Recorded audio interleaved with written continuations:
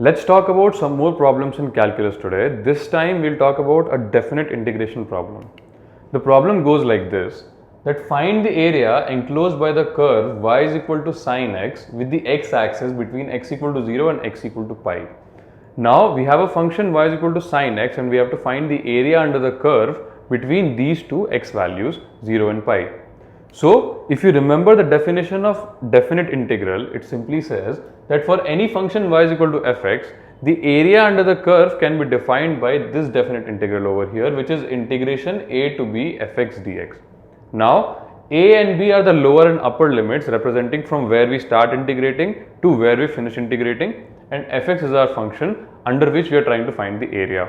So over here our fx is sine x, lower limit is 0 and the upper limit is pi. So if I directly apply the formula of definite integral, the value I obtain is integral 0 to pi sine x dx. Integration of this comes out to be minus cos x. We have already learned the formula. So minus cos x between 0 to pi are the lower and upper limits. No constant of integration for definite integral. If I put the values of these limits for like in the final function cos, I obtain minus of cos pi minus cos 0. Now the value of cos pi comes out to be minus 1 and cos 0 comes out to be plus 1.